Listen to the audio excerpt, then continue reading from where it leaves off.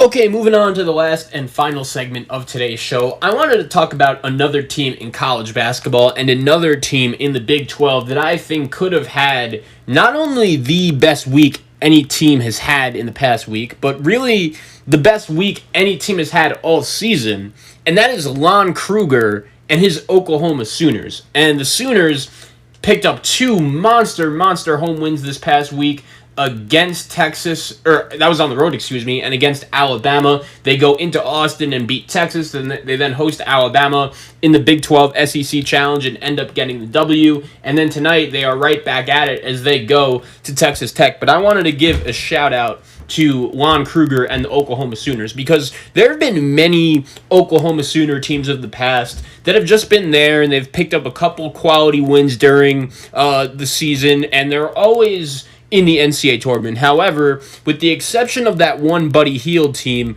Lon Kruger's teams historically, especially at the University of Oklahoma, have never really been able to get the job done in a big game. They've never really been able to make a Final Four or an Elite Eight besides that Buddy team. They really have never been able to break through and have a team that is just consistently, in the top 10 throughout the season. It hasn't really been that way until recently at Oklahoma, but this Oklahoma team is different. And when I look at this Oklahoma Sooner team, especially watching them up close the last two games, I think Oklahoma has a chance to be legitimately one of the 15, maybe 10 best teams in all of college basketball. And they are playing great basketball. And I wanted to give a shout out to Lon Kruger, because I understand that I just criticized them a little bit by saying, historically, Lon Kruger's teams have never really been able to get the job done in the NCAA tournament, but at the same time, he is the only coach in the history of college basketball to lead 5 separate programs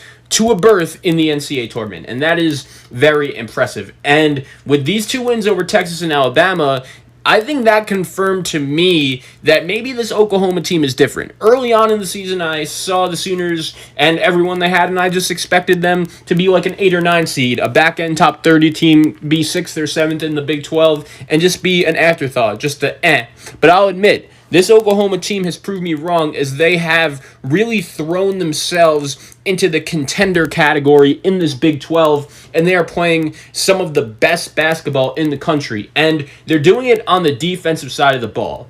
Oklahoma has placed an increased emphasis on defending the perimeter by playing more aggressive. During the first 10 games of the season, the Sooners allowed opponents to shoot 39% from three-point range, which, if that number were the same today, would rank 331st in the country. With more pressure and tighter coverage, Oklahoma was not only able to increase the number of turnovers forced, but also it was really able to improve their three-point defense. And that really helped them out well against Alabama, because we all know when you're playing the Alabama Crimson Tide, everyone knows what the emphasis is. You have to guard the three-point line. We know how fast-paced and how quick Alabama goes. The other area of this game that Oklahoma was really able to take advantage of was the rebounding perspective. And when you look at this game against Alabama, I think Oklahoma did a really nice job taking advantage of that. When you look at the rebounding numbers, Harmon had 4, Harkless had 5, Gibson had 5,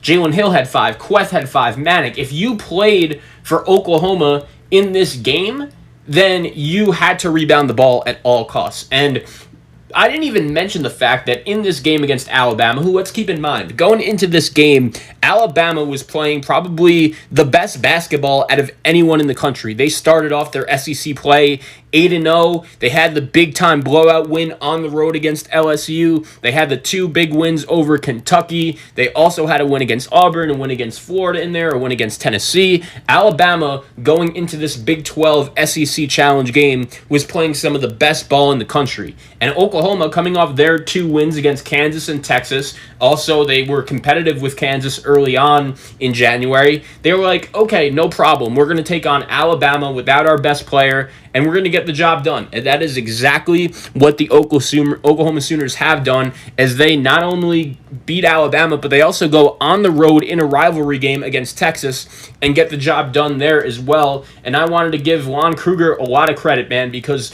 this is one of the better coaching jobs of his career, getting this Oklahoma team with this personnel into the top 15 of the top 25, and that's a really nice accomplishment by him. I wanted to give a shout out to De'Vion Harmon. He was phenomenal in this game against Alabama, and it was interesting because what I noticed about Oklahoma in this game and really throughout their last couple games is, as well as they're playing, if you're a Sooner fan, they could really get better. Because Brady Manick, a guy who has been in the program for 4 years, he's a senior, he's been through the battles, he's been through the wars. He hasn't really been one of the main contributors for the Sooners during this big-time run that they're on. Austin Reeves, their leading scorer and really their best player, didn't play against Alabama. So Oklahoma is able to beat the Tide based on the production from really one of their best three players. That was super impressive. But why was Oklahoma able to step up and beat Alabama?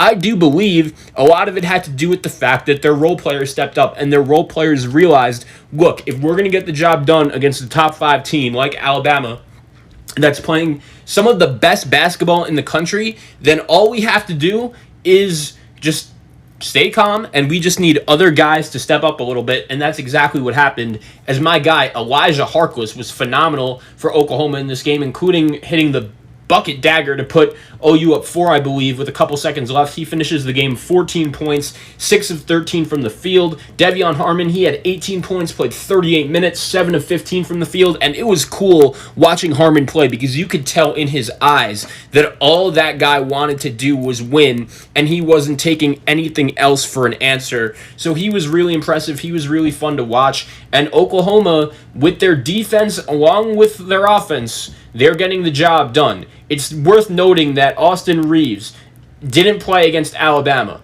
Brady Manick only played 8 minutes also against Texas, and the Sooners were still able to win both games. That tells me all I need to know about the way Oklahoma is playing. I believe this stretch has really solidified Oklahoma as not only a tournament team, but maybe a team that could be in the top 25 by season's end. How dangerous will they be is dependent upon their ability to maintain this level of play defensively and then also make a shot here or there once in a while. But Oklahoma is playing some really good basketball, and without Austin Reeves, for them to beat Alabama, super, super impressive. John Petty, a guy that was really shooting the ball nicely for the University of Alabama, he went into this game against Oklahoma red hot, and the Sooners went into this game with the game plan of, okay, we are not letting John Petty beat us. We'll let other guys beat us. I know Alex Reese, the Bama stretch 4, he had some good minutes in this game, but if you're Lon Kruger and if you're the Oklahoma Sooners, I believe that you should have the mentality of, okay,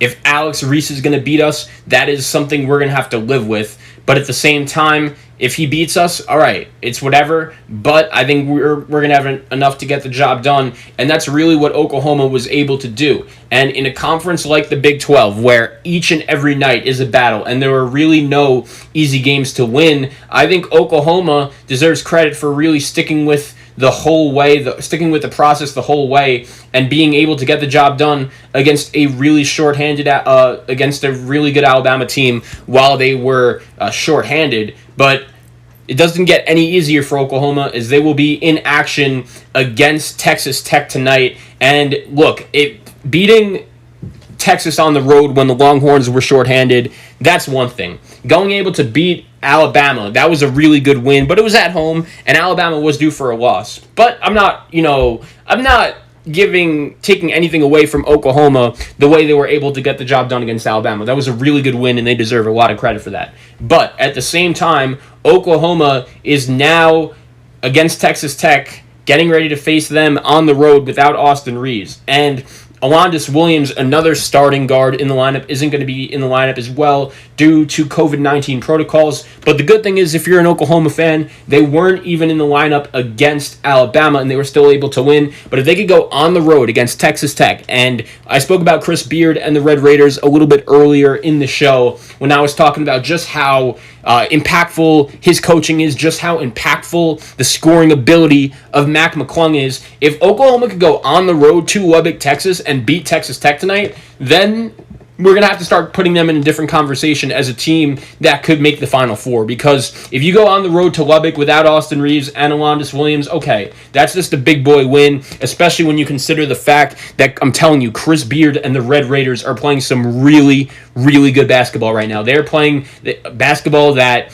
they haven't looked to me like they've played all season, and they showed it in the last couple minutes against LSU. I think Oklahoma and Texas Tech, the two teams that will be battling out tonight, are both trending towards the upper direction of the Big 12. I think both of those teams are trending toward the upper echelon of the Big 12, and you got to remember just how impressive that is when you consider the fact of just how good a conference the Big 12 is. I think when you look at Oklahoma in this game, they could show some toughness. They could show some fight and some fortitude, but I don't necessarily expect them to win, to be honest with you. You're facing one of the hottest teams in the country. Texas Tech has played really good basketball. I understand they lost that heartbreaker to West Virginia, but that was a game they easily could have had. That was a game they really should have had. And the top of the Big 12 in particular is just really showing off its depth. We have Baylor and Texas facing off tomorrow. I like how Oklahoma was obviously able to go on the road to Austin and get the job done. That was a win that not many people really expected them to get.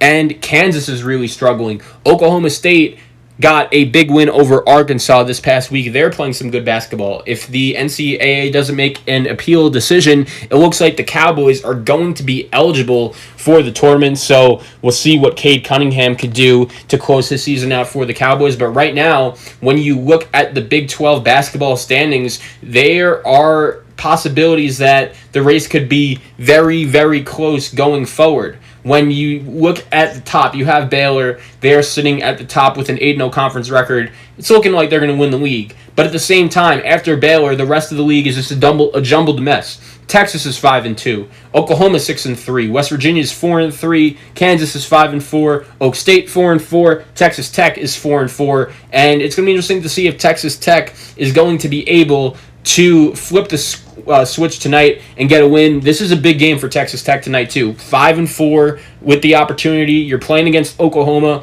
and I'd like to give the Red Raiders credit. Picking up the win against LSU was super impressive, but this is a big game on a big Monday for both Oklahoma and Texas Tech. It's going to be really interesting to see who wants to get the job done. Both Lon Kruger and Chris Beard have really been coaching well as of late, but I just wanted to give a shout out to Lon Kruger. When you're playing at a football school like the University of Oklahoma and your basketball team is good, sometimes it could be a little bit hard to recognize. But right now, when you look at the way the Sooners are playing, they deserve all the credit in the world, and I wanted to give a shout out to Lon Kruger and Boomer Sooner.